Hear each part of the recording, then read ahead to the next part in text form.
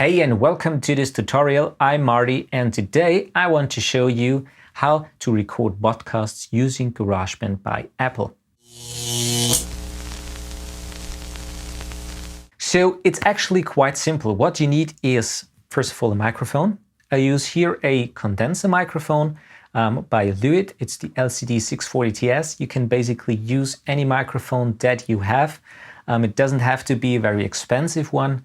I would recommend using a condenser microphone because it has quite a crisp top end most of the times, and it really suits voices and narration quite well.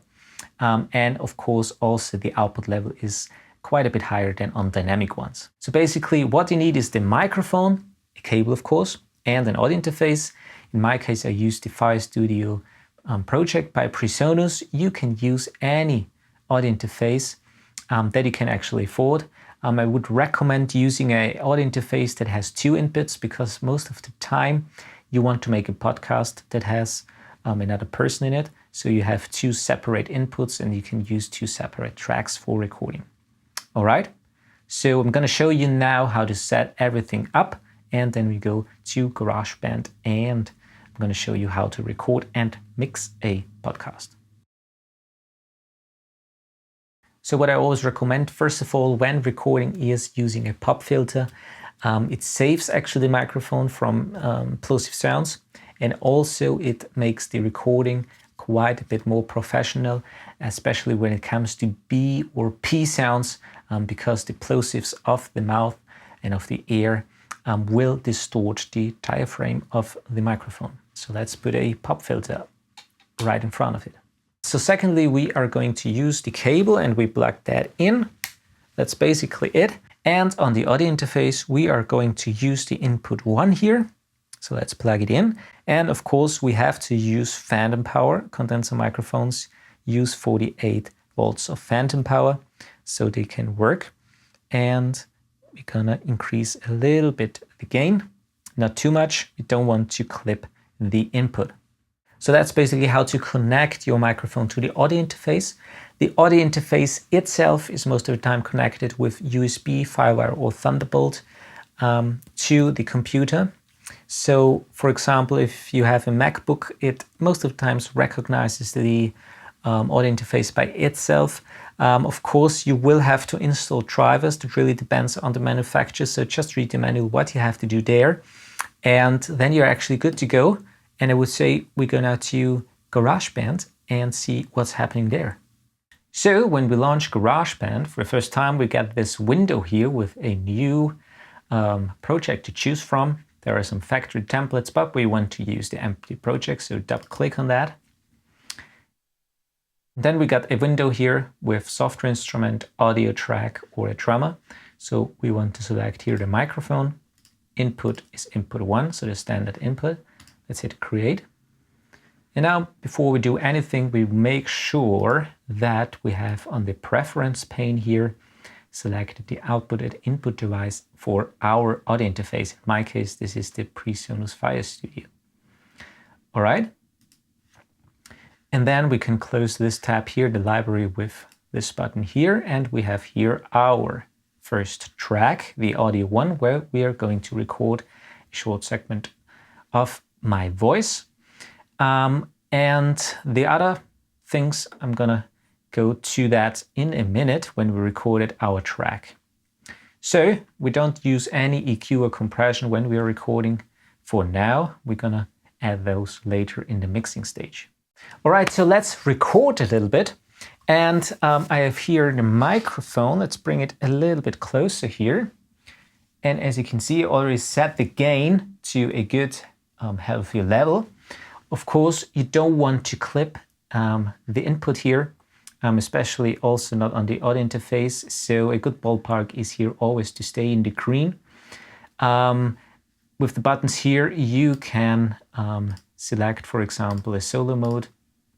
You can cut the signal actually in the mixing, and then you have here also the input monitoring.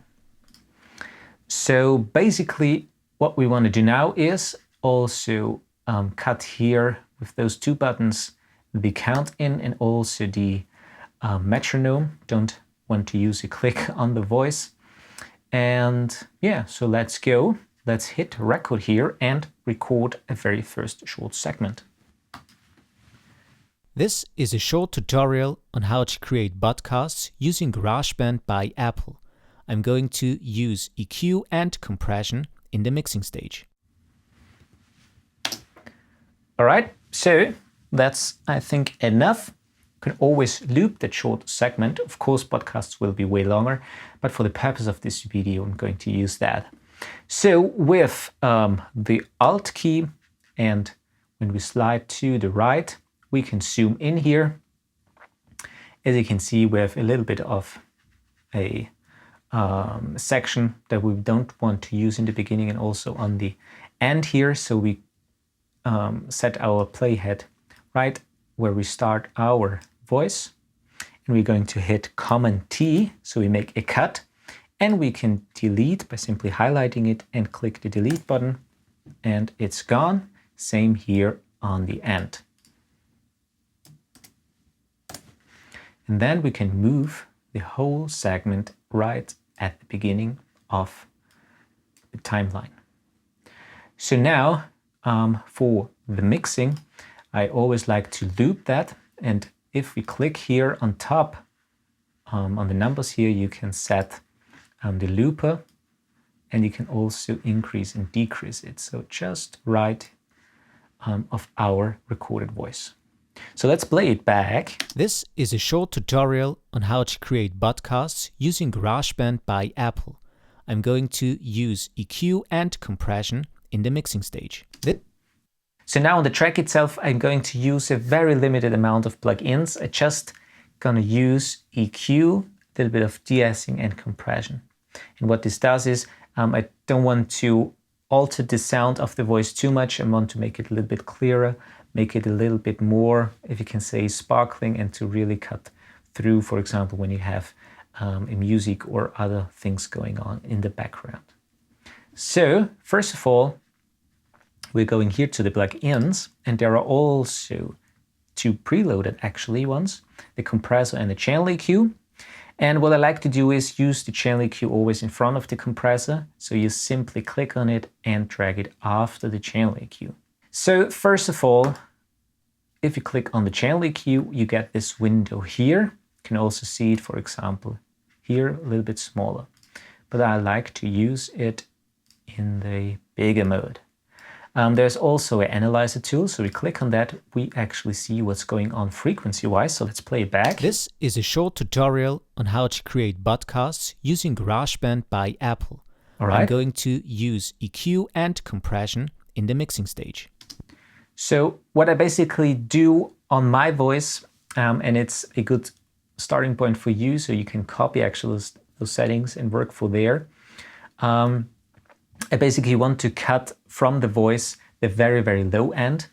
There is not much going on of 0 Hertz up to 80 Hertz. So you can basically always cut that. So you filter out any rumble, or if you knock on the mic stand or something like that, you can filter that out with that. So you basically click here on this low cut, and you can move it around wherever you want. So let's go right up to 80 Hertz. Boom, there we have it. If you click on it, it gets highlighted, and you can always set also the slope, which is the steepness of the curve. But I leave it 24 dB per octave. Then what I also do on the voice is always add a little bit of top end with this so-called shelf EQ here. It's the very, very top end. And I like to move it right up to 10,000 Hertz and boost it a little bit. So 4 dB should be enough. And on my voice, I also like to boost a little bit, even though we cut it quite a bit of the low end, boost a little bit of 100 with this shelf EQ here. So let's move that up maybe 4 dB. And as you can see, we got a very slight curve now going from the low cut up to 100 Hertz. Sometimes on voices there is also a little bit of muddiness, so-called muddiness in there. It's around 200 to 500 Hertz. really depends not so much on female voices, but on male voices. You want to cut that. I often like to cut around 400 Hertz on my voice. So let's bring that down just 2.5, maybe a little bit, and click on it. And maybe also decrease the Q a little bit. So for example, you can make it a little bit more narrow or wider. So let's use maybe 1 here. And then the very presence of the voice is always in the higher mids, which are around 1000 Hertz up to 5 or 7000 Hertz. So if you boost that, the voice cuts through and you can really hear it clearly. So let's boost around 3500 a little bit, the voice here. And maybe let's make it a little wider. Okay, so that's basically what I always do to the voice, to my personal voice. So let's listen without and with. This is a short tutorial on how to create podcasts using GarageBand by Apple. And now let's bring it again in. This is a short tutorial on how to create podcasts using GarageBand by Apple. Maybe let's go, in this case, with the low cut a little bit higher. Let's go to 95. This is a short tutorial on how to create podcasts using GarageBand by Apple. Without? I'm going to use EQ and compression in the mixing stage. This is a short tutorial on how to create podcasts using GarageBand by Apple. Okay, so much clearer, quite a bit more presence. And the second thing that I always use is a compressor. A compressor is basically a tool that you can use to even out the levels. It will bring up the lower parts of the signal, and it will reduce the very loud peaks, so the transients of it. And you set it with a so-called threshold. So let's click on the compressor here. You have 4 different sliders. The compressor is also here in this section that you can engage and disengage, but this is just a very broad kind of like setting where it automatically sets your compression, attack rate, and so forth. With these 4 sliders here, we have the compression threshold, so where the compressor is actually kicking in. Then we got the ratio. For example, I like to use a ratio 4:1, and this means that if a signal exceeds the threshold by 4 dB, it will be attenuated then to 1 dB above the threshold. All right, so the loud parts get ducked down and the quieter will be raised.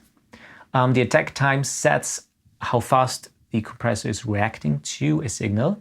A good starting point is always around 15 to 20 on the vocals or on a voice. And with the gain, you can set after the compressor the output gain, because when you compress it, obviously it gets a little bit quieter most of the time. So you can use a little bit of a gain to bring it up again. So let's try the compressor now. Let's engage it here with this button. This is a short tutorial on how to create podcasts using GarageBand by Apple. So you can't hear any compression now. It's also visual with those LEDs here. So let's bring the threshold down. This is a short tutorial on how to create podcasts now using we have compression GarageBand going by on. Apple. I'm going to use EQ and compression in the mixing stage. This is a short tutorial on how to create podcasts using GarageBand That would by be way Apple. too much, of course. I'm going to use EQ and compression in the mixing stage. So a good point is to use on narration and voice up to -4, -5 dB. I wouldn't use much more because it really gets overcompressed. So with the LEDs here, maybe 4 to 5 LEDs lightning. This is a short tutorial on how to create podcasts using GarageBand by Apple. I'm going to use EQ and compression in the mixing stage. This is a short tutorial on how to create podcasts using GarageBand by Apple. I'm going to use EQ and compression in the mixing stage. This is a short tutorial on how to create podcasts using GarageBand by Apple. And I'm going to use EQ and compression in the mixing stage. Then, as you can hear, I have a little bit of S's in there. So we want to use a so-called de-esser. And this is basically just another compressor with the kind of a filter. It compresses a certain frequency. So I use a de-esser always in front of my compressor. So let's go to Dynamics here and go to de-esser. And we have two sliders again here with a frequency and the suppression rate. So with the frequency, you tell this special compressor actually what frequency it should duck down and how much of it. So a good starting point is on males always around 4,000 to 6,000 Hertz, and on females a little bit higher, maybe 5,000 to 7,000, sometimes 8,000 Hertz. So let's use maybe here 6,500, and let's see what it's actually doing. This is a short tutorial on how to create podcasts using GarageBand by Apple. Let's set it to 0. This is a short tutorial on how to create podcasts using GarageBand by Apple. And that's really overdo it so you can hear the effect. This is a short tutorial on how to create podcasts using GarageBand by Apple. So it sounds a little bit strange. So let's pull it back. This is a... So listen just to this. This is a... And overdo it. This is a... Again. This is a short tutorial. Again, with too much of a de-essing. This is a short tutorial.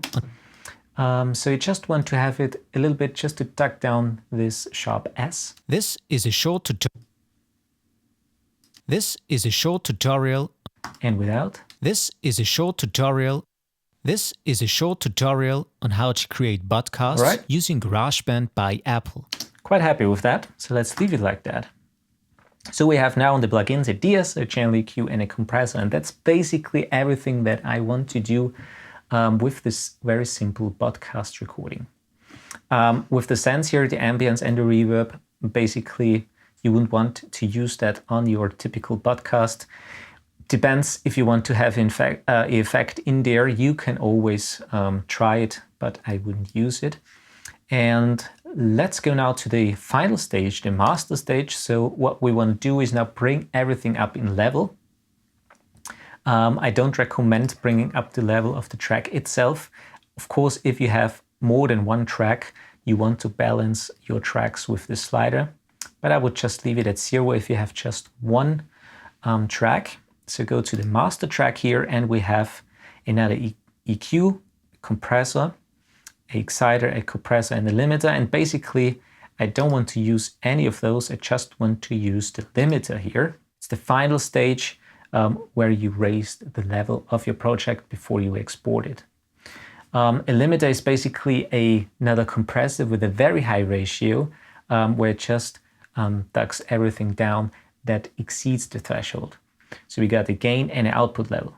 With the output level slider, you decide, or you tell actually the limiter where is the end. It's also called a brick wall limiter. So if it goes to the signal to a certain threshold or output, like let's say -2 dB, no signal will exceed that output level. A good starting point is, of course, always a negative one. You don't want to have it on the plus side, because then you get sometimes distortion if the signal passes 0 dB full scale. This nasty sound, you basically don't want that, you want to avoid that. And with the limiter, a good starting point is always around -3. It's a good point for voices, for podcasts and so forth.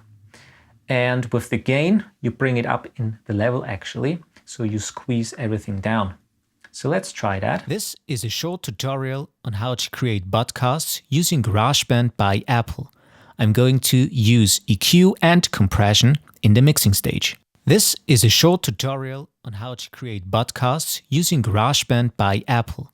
I'm going to use EQ and compression in the mixing stage. This is a short tutorial without. on how to create podcasts using GarageBand by Apple. I'm going to use EQ and compression in the mixing stage. So that's basically I would do here on the master track. Finally, we can also, if you double click on here, our track, let's say podcast 1.